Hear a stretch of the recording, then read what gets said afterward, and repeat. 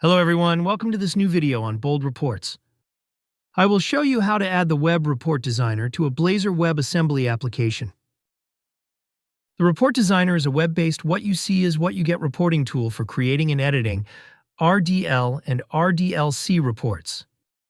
It comes with a wide range of reporting items to transform data into meaningful information and quickly build business reports.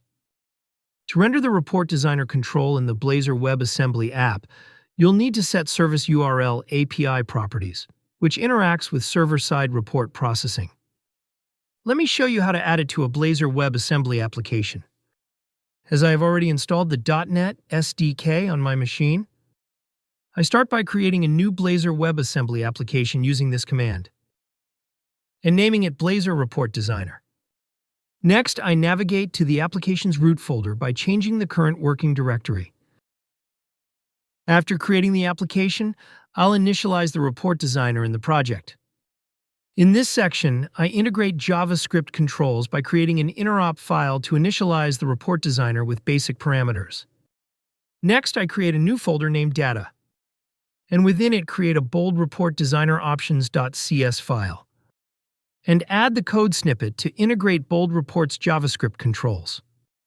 I declare the Blazor Report Designer.data namespace and define the Bold Report Designer options class. This class contains the service URL properties, which will configure the Report Designer component within the Blazor Web Assembly application. Here, the Blazor Report Designer represents the name of the application. Then, I create a scripts folder within the www root directory to hold the necessary script files. Inside this folder, I create a JavaScript file named boldreportsinterop.js.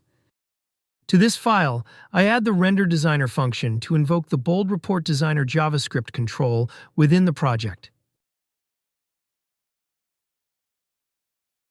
Now, I need to reference the scripts in the style sheet. I use CDN links to reference the Report Designer scripts in Style Sheet, though you can also use local scripts and themes. Next, open the index.html file located in the www root folder.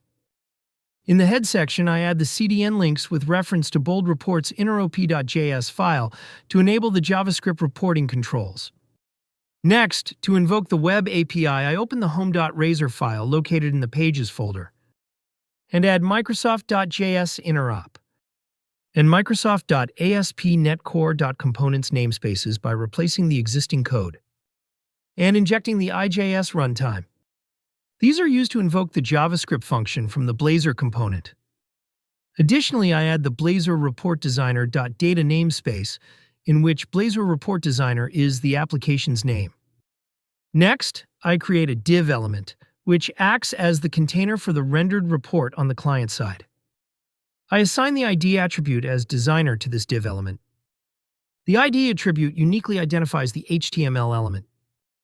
I also use the style attribute to add inline styles, setting both the width and height of the div. Inside the code, I create an instance of the Bold Report Designer options class and initialize the render report designer method. In this method, I assign values to the service URL property. Then, add the invoke void async method to invoke the render designer JavaScript function asynchronously. The service URL, set to localhost, indicates that the service runs locally on the same machine as the application. The API Report Designer path is the API endpoint for the Report Designer service. In this video's description, I have included a link to a video about using the ASP.NETCore Web API reporting service. Next, I add the onAfterRender method within the code, which is called after the Report Designer component is rendered. Now everything is ready to load the Report Designer. I run the application. You can see the Report Designer loaded in the browser. Here you can add some report items and download the report as an RDL file. In this video, I have shown you how to add the Web Report Designer to a Blazor Web Assembly application. If you found this video helpful, please click the like button and subscribe to our channel to watch more videos like this. Thanks for watching.